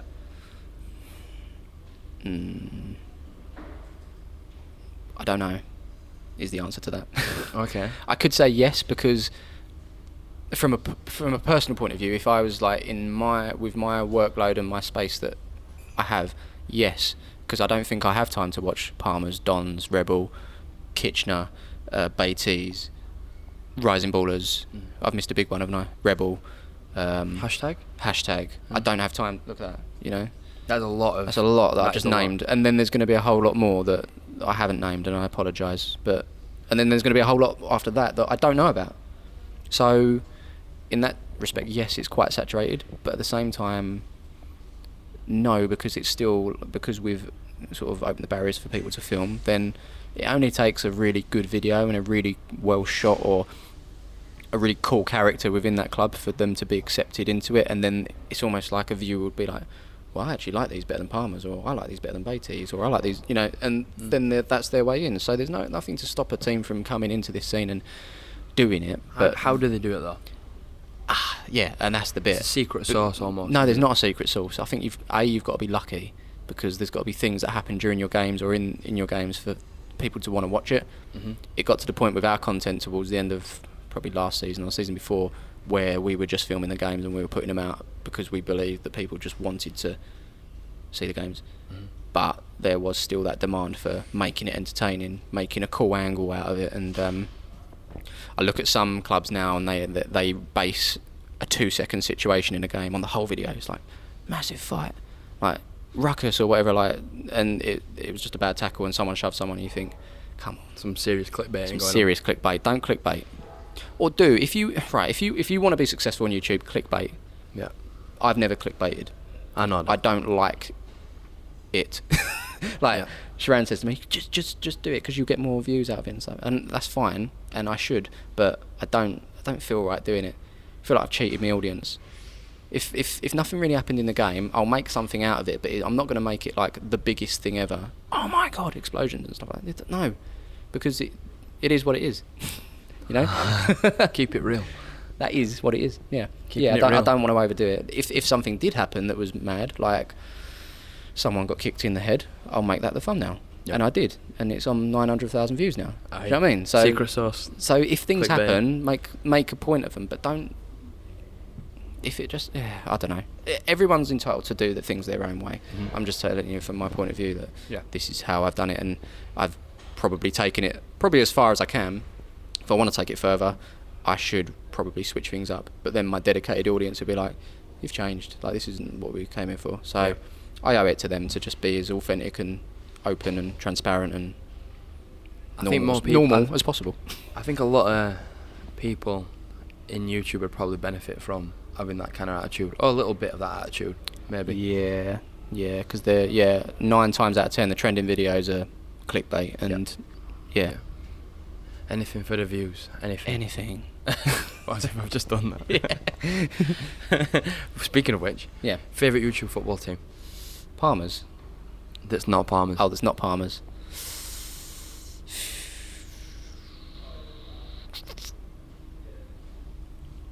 Can't answer. Can't answer it. Is there one that, right, if you can't answer it, The one that I probably watch the most or that's go what- to most let's do that instead. probably would be Don's, because I'm intrigued by what they're doing. They remind, not that we're exactly the same, because we're not. They're a different kettle of fish. But what they're doing at the moment is what we were doing 2.5 years ago, and on that snowball and on that ride. And it's nice to see them. It's exciting for them at the moment. I think they're getting a lot of offers left, right, and centre with certain projects and things. So it's really cool. Yeah. And we were doing it when brands weren't so forthcoming to this scene, because they didn't know and they didn't want to commit to it. It was almost like the unknown at that point. Yeah, it was wasn't like an untapped scene. But now, they're a YouTube football team. They've got this many views. It's like, we'll get involved in them, definitely. And I think where we've gone, probably our content has gone a little bit downhill because of me, because I am the man that makes the content. That's why we're not really this big entity anymore. We're just a team that play football Mhm. and don't train, and are unbeaten last year, and are the best team in Essex. It's pretty cool. Like, we don't train, we don't do nothing. No. But we've done that. Like, we've got our angle. We've got our very humble angle, is what I like to call it. Definitely humble. Yeah, Definitely. Yeah. The best YouTube team. The best YouTube team. Yeah. That's not Palmer's. That's not Palmer's. Probably that Rising Ballers, from what I've seen. I think at Ennie's, I speak to Ennie quite a lot, Yeah. not Jamie. Just I've more not- at Ennie. I saw an email from one of, I think it might have been him, very late after we'd organised our pre-season, but would we get anything out of it? No, they would absolutely smash us. I think Yeah. It's just a different breed. Ennie's They are, a pretty driven kid to make it work, I think. So Yeah. it's cool to see. It's cool to see, definitely. And they're definitely a good team. Yeah, and they're very similar to where Don's at the moment, in the respect that they've not got a lot of subscribers, but they're surpassing that in Yeah. views. So they might be getting like 30,000 views on a video when they've only got 15 to 20,000 subscribers, which Yeah. is cool. They're in a good place at the moment. Yeah, definitely. So yeah, they're on the up. On the up. 100%. Final question in this football YouTube space. So apologies if you want more of this in advance. What's next for YouTube football, in your opinion? It can go one of two ways. We can all collaborate and get around a table and make something amazing, Yep. which I think we should. But I think everyone is so focused on their own story and own development of their own channel that I don't think it will happen. I think it will eventually, but not anytime soon. Yeah. That's my opinion. you think- I've tried getting people around the table and doing it, and we've done it to a certain degree, but it just never kicked off. Everyone's got their own things on what they think it should, and I think because everyone's so precious about their content, they don't want to let it go to something else. Yeah. And this was my argument, like this YouTube league or cup or whatever it might be, a tournament to start off with, I wouldn't want to take it away from that content. I'd have, like, if it was a league, you'd play each other twice and the home team put their content on that channel. That's where it lives, because it helps grow that league. It's on the biggest channel possible. Yeah. Why put it on a small channel where no one's going to see it? Yeah. And you're relying on people on socials to link it. Don't do that, just have it where it lives. Yeah. So home games go on the home team's channel, and then the away team benefit when they're at home.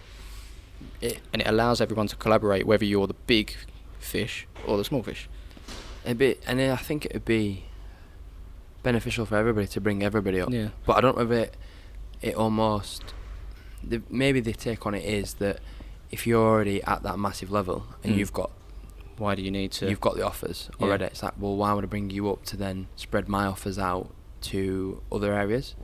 But then would there be more offers? Because everyone's there'd be more offers. Yeah, I think I was watching Dragon's Den the other day, and someone turned down like a really good investment because it was too much of a percentage out of their company. But you think, give that percentage, you earn 10 times as much more, so you wouldn't notice it. You know? I think it's very short-sighted. Yeah. That's not to say YouTube teams are short-sighted. I just think they need to see the bigger picture. I think if a league was to kick off, it would be very. Whatever brand would back it would be very, very. Would they be synonymous, wouldn't they? Yeah, definitely. The complete YouTube scene as a whole. Yeah. And that, I think it's definitely waiting in the wings for someone to come and do that. Needs to happen. And I said this in my vlog when we ended. I was like, that's the one thing I'm gutted about, that because it is going to happen at some point. I don't know when. But the fact that we not started it, but like was one of the first to consistently drive this scene, I'd be gutted that we weren't part of it, and having tried as well. And then we go, and then it comes off. So hopefully, if we're going again, we might get invited in, or maybe that could be a side project. Maybe I'll just start it. Should we just? Why don't we do it? Alex, we need your video editing skills as well. Megan, graphic design. Let's just crack on. Let's just do it. Tell Mike you're having a few weeks off. We'll just do it. Just do it, yeah. Just do it. Cool. Nike. And you've got all the content creators' details. Yeah. Bring them in. Get them all in. Bring them in. We'll sit on that table up there. Look. We've got a really nice table now. You've got a big enough building for everyone and their subscribers to come along. We've got a big car park. Just to have the build a pitch here. This is where These Kitlocker headquarters. Yeah. Subtle advertisement. You don't have to even back it. You've just got subtle advertisement. I can just the fireworks in your mind right now. I know I'm joking, but like some ideas that I've had in the past have come off like this. It's like, oh, this, and then it's like, right, let's connect those dots and make this happen. It's cool. And you go from there. Cool. And you go viral. Well, not really viral, but sustained. Yeah. Right. So, oh god, my iPad is closed. So is that trying to tell us that we've got to pack? We've got to end this now. Over 90 minutes. Are we over 90? We're into extra time. 100%. Yeah, we're in ET. It's about 87 minutes. We can get this wrapped up. So Megan's now going to go live on Instagram. And apologise for anybody that's listening to this on the podcast retrospectively. My passcode is 5667. You didn't go live on Instagram with Mike though. We didn't go live with Mike. Did you go live with Billy Sharp? No, we had a live studio audience. With that, we're having some technical issues. Yeah, apologies to anyone listening to the podcast. Please fast forward. 10 so the live studio audience was the staff, because I guess there was. Is it split in terms of Blades on Wednesday? Yeah, it's quite even actually. So he was quite surprised that he wasn't getting heckled, but everybody that was in the audience that was listening to the podcast live were under strict instructions to be very quiet. And they spilt the water then. That's your title. If it were to happen. Yeah.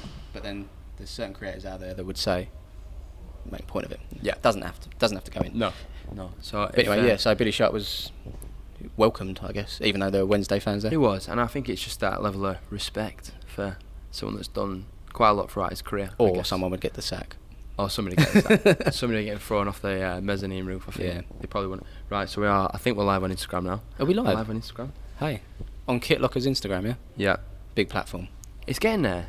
We're trying to build it. We're definitely trying to build it with obviously a lot of help from yourself, amongst others. Yeah. So we're getting there. We're not just a teamwear supplier of kit. We are actually our own brand. We do sell the same things as what multiple other companies do, but we've got the brand now behind it to back it. And you're bringing a face to the brand now with this, which I like. But yeah, we've got to, and I think it's that slight added value angle that we've got. So we are now live on Instagram because the final section of this podcast is some questions from a Q&A that we asked on Instagram on the story. I see. So I've taken a few.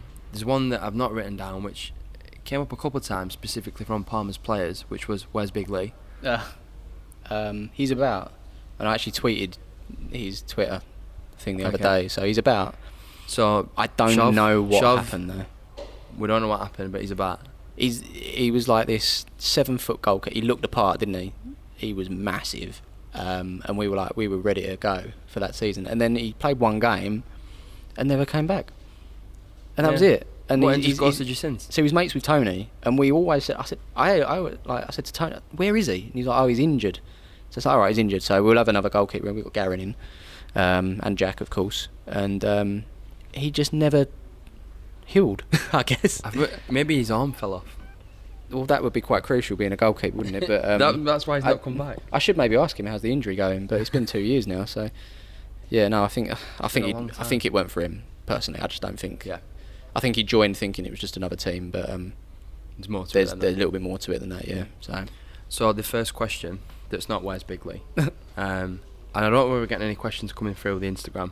No questions, but there is one that says too much Hanson in one room. Wow. I like that. That's true. We're half a boy band at the moment, aren't we? We are. We just need a couple more. I think if you get one from Kitlocker, I'll get one from Palmer's, and then we're ready to go. That would break the internet. Trying to think of a name. North and South. What a...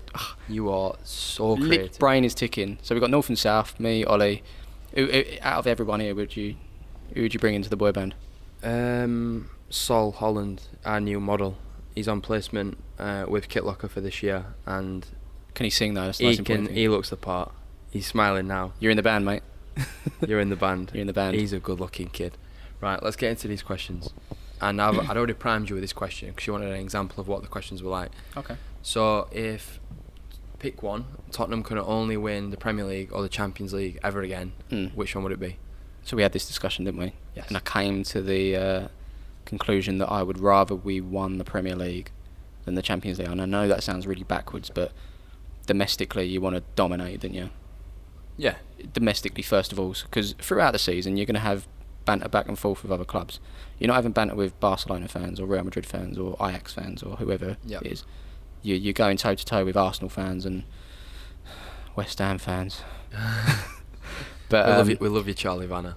That is what defines football these days. When you're having an argument on Twitter with people about what your club's done, I mean, as a Spurs fan, I suffer because we've just got no trophies, other than the Audi Cup and the Peace Cup a few years ago. But trophies speak louder than what's going on at the moment, isn't it? 100%. So Arsenal fans living on the Invincibles and the FA Cups that they've got. So yeah, Spurs need to add some Premier Leagues. We could just do that. Mm-hmm. We'd shut them up. 100%. Yeah, but I would like a Champions League now and again. Yeah. But if I had to choose, Premier League.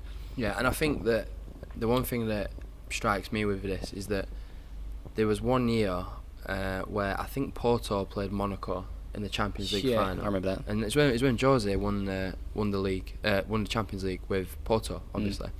And it almost felt like it was a round of 16 match. It was weird, wasn't it? Because it's like, where's the superstars? Yeah, where's Barca and Real? It was like Deco was playing, and I don't know if Pepe was playing. He was probably a bit young at that point. Morientes was playing, but I was just like, where's Zidane? Where's Ronaldo? It's probably one of the most undesirable finals for Champions League. And I think the BBC or whatever it was on Sky Sports at the time were probably a little bit gutted that it went. Oh, of course, they want one one of the big boys in there, didn't they? At least. But yeah, you win the Premier League, and then you've got your Cities, Liverpool's, Arsenal's, Sheffield United's. So you beat them, and Oh, you've done all right. You've started the season well. We've started all right. So just long may it continue, I think, because it's just good. Just get your 30 points and then 40 points. Sorry. Yeah. And then you'll be happy. And we'll go from there. Yeah. Exactly. We've already mentioned this previously in the podcast, so we're gonna do maybe like a 1 or 2 word answer. Yes. For the sake of Instagram, who's the manager of Palmer's FC first team now? Tomo's left. Tomo's left yet, so we've got Lee Henry, Henners, and Tommy are gonna duo. I mean, a nice little duet. Yeah. Best duet since. But that's not to say Tomo's gone anyway. He's still coming back. He'll still be part of the team. And but heading it up is Henners and Tommy. This next one is probably my favourite question from the Instagram Q&A. No offence to anybody else. If Palmer's FC could play against any team in the world, what team would it be? From a selfish point of view, I'd say Tottenham, just because I get to play at the new stadium. Yeah. Wouldn't it be crap if they're like, no, actually, we're coming to Palmer's Cottage? I'll be like, oh. or even Tottenham's training ground, and you're like, I'm going to play in this massive stadium. Yeah. And then you're on like an indoor 4G pitch. Great. Yeah, I guess Spurs. From a viewer's point of view, I think they'd want to see hashtag again, wouldn't they? That's what they want to see. And someone actually went through all of the fixtures for the Essex Cup, the Premier Cup. We're in it. Hashtag got promoted last year, like the Sunday team, into the Premier Division of their league. Okay. They're in it as well, and they've worked out that if both teams win their games, we will meet in the quarterfinals. which is huge. Like, Parmesan hashtag is not meant to happen. No. Again, it's not meant to. That would be... Even though we've sort of like shook hands and we've cracked on and we're all getting on, it's not meant to happen. No. So it's going to happen. It has to happen. It is. It is. I think for the sake, we just need to tell our opponents something's going to happen if you just let us win. So we're going to get through to the quarters. Hashtag they need to do the same, and we're going to have a brilliant quarterfinal. That's something to look out for. Yeah, if you're still hopefully. a subscriber of So Palmers you just FC. Although I say still a subscriber of Palmers FC. That was based on a screenshot that you put on your Instagram story. It's quite interesting. Mad, isn't it? Seeing it drop off and then. Yeah, I think we over the course of like when we said that we're ending, we lost about 700, and then the day that I put this compromise video up where I said that we could potentially carry on if we created things this way, we gained it back in 2 days. It's crazy, isn't it? Yeah. So. Swings and roundabouts. It is what it is. Stop saying that. I think you said it first and I commented on it. Right, I've got a couple more. How long will it take for Nick to score 100 goals? Oh, what's he on? Is he on 96? Or is he on 94? It's either 6 or 4 that he needs. Well, I can't wait to make a shirt for it. I want it to happen so badly, and he's had opportunities to get there, but he's got a little one on the way as well. I think he's been injured a lot. How old is he now? Same age as me, 33 now. So he's still got a couple of years left, maybe. But I guess life gets in the way. It's hard because like even if we wanted to, like, there's no easy games for us now. Like every single game that we play is just as a competitive game, because that's all we can. We don't class all the friendlies and stuff as goals. So as a competitive thing, there's no easy games. So it's not as if you say, "I'll go and put Nick up front for that one. He'll come along and get 4 or 5, and then we're sorted. And you can make your shirt. We can make a big hurrah, and Nick can quit, because that's what he went. He said, "I'm going to get to 100 goals and I'll quit." Yeah. And it's just not getting there. So I don't know. He's got his kit and he's going to be part of it, but I don't know how often he's going to be able to feature, unfortunately. Although Lewis has left, so Has he? he's moved on. Yeah, he's going to concentrate on his Saturday football. I did notice that from his Twitter. Yeah, so we've got Bill Tex up top. Ace has left as well. Okay. So we've only got Bill Tex. We've brought in Callum from the reserves. So maybe there's a way Nick could just turn up and play, I guess. Super sub. Maybe. We'll see. Absolute Hopefully. I hope he gets there. He deserves it. Battering ram He deserves it. for the last 10. Yeah, he definitely does. Mm. If you could say anyone's a legend of Palmers FC, Yeah, absolutely. he's up there. He's up there. I've already done this multiple times, so this is not me asking, this is Instagram. Can I touch your beard? I'm touching it now, yeah, go on. It's very bristly Yeah, for the Instagram and for the podcast. Well, I mentioned before, I knew you was going to ask me this, so I didn't get to put my beard oil on this morning, so it's not as soft as I'd like.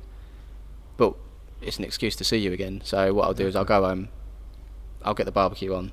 Yes. Get the beard oil on, Yep. get the pork belly going, and by the time you get down, it will be ready. I love that. Yeah? Yeah, I'll see you soon down there. Well, do it tomorrow, because I'm going out tonight as well, so. What have I got on tomorrow? I've got plans.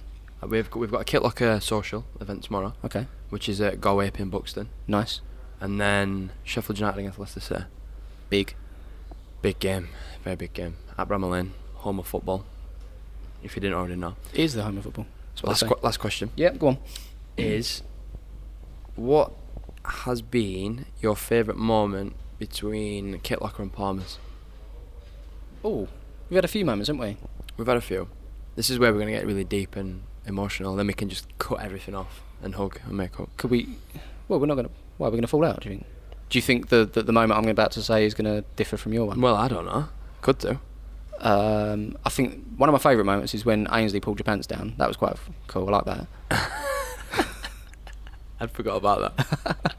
And he tried to do it again when we met in Brighton, but you had your shorts tied up, so that was cool. Yeah.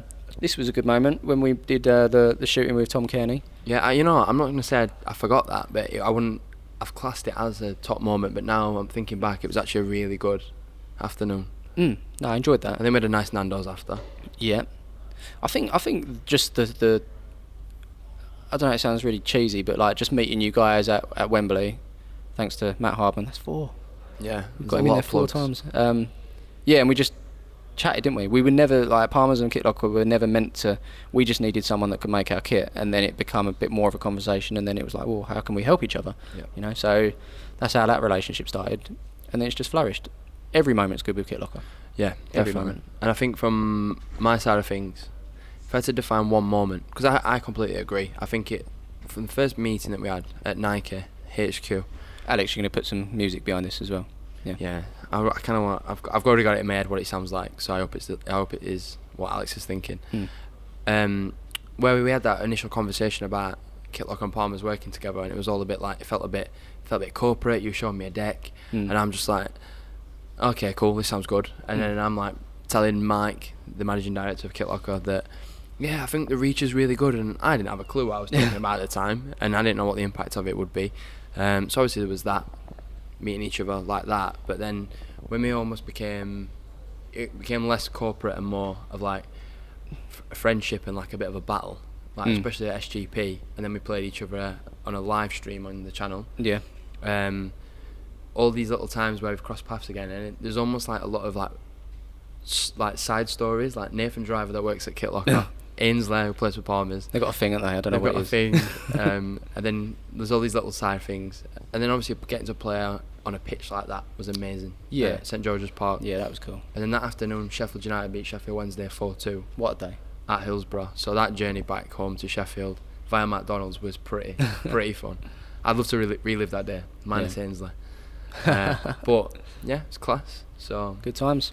All good. I think we're going to wrap this up there because we're definitely into... I've got one question because it's been asked 3 times. Okay. What's your score prediction for Sunday with the SE Dons? Oh. So for the podcast, if Megan's voice has not been heard, we're on Instagram Live now, and then multiple people asking about the score for SE Dons against Palmer's, which is on the 25th of August. Yep. So this will probably be going out post that date, so you'll know what the result is. But as of right now, Matt, what will the score be? I can put my Palmer's hat on, or I can be my realist. What do you want? Well, I think I could do this as well. I don't. The thing is, if you watch the videos, you know that I don't like predicting games because it normally backfires. We gave Dons a really good game last time. The scoreline didn't suggest it was 4-2 in the end, but we pegged them back to 2-2. Asa scored that overhead kick, which was and insane. We had the chance to go in the lead as well. We went toe to toe with them, if not deserved more out of that game. But all I'm seeing is Dons just signing new players left, right and centre, and looking at these players as well, where they've played and what they're doing. They're just getting further and further away from us in terms of like, we're a Sunday League team and we literally are Sunday League players, but their players are, even though they play Sunday League football, the level in the Bromley League, the Kent League, is higher than us, even though we're both Premier Divisions. I think they're a senior division, so they are a step above us. So we are underdogs. I'm going to say there will be goals. I'm going to say... I don't want to say it. Right, I'm saying... Go on. From a Kitlocker perspective, with like a 3-3 thriller. From a head perspective, I think, as you've already mentioned, they've almost become the Galacticos of Sunday League football, which, to even say that as a sentence is stupid, but it is true. So, well, I think it'll be edging towards the result which happened previously. Possibly, yeah. I know the boys are up for it. They're fired up for it, and they're gonna give it their all. Because I don't think Dons were expecting a battle last time, considering what they did to us in the first game. Yeah. We stood up to them. So I think they're up for it again. They're gonna get. There's gonna be a bashing. But I think Dons, they should edge it. My heart says 2-1 Palmer's. That's what my heart says. Right, we're gonna end it there. I won't tell you what my head says. Based off that, is there any more questions from the Instagram? That was the main one. Cool. Right, we're gonna end it there. How sexy both are, basically. Cool. I mean, that's very true. Standard. They were both very handsome and all that jazz. So if you've stuck with us for the full length of this podcast, amazing. Thank you very, very much. Get them to comment below a word as well, because it's so rewarding when you comment a word at the end of it. Tell them, because then the word on the podcast on the YouTube. Yeah. What word should we do? Say it is what it is in the comments. You've got to say it is what it is in the comments. If you've and that will prove that people have been engaged and So little tip. I'd like to thank everyone that's listened or watched this on whatever channel, and to Mr. Matt Smith as well. Yeah. Give me some love. Do this? We're gonna. Sweaty hand is so hot. I've got a sweaty hand as well. So hot. You guys are right. That could be a meme. That of you leaving me hanging there, like that. But then you could reply with that, Yeah. and then it's fine. So yeah, thank you to everybody that's listened to this or watched it. This is going to be the final episode of this series. I know that we said this is going to be a new series. It's now a bonus episode because we want to get it out as soon as possible. And then we are currently working on getting more guests lined up for season 2. So thank you very much, and we'll see you soon. Thank you. Cheers.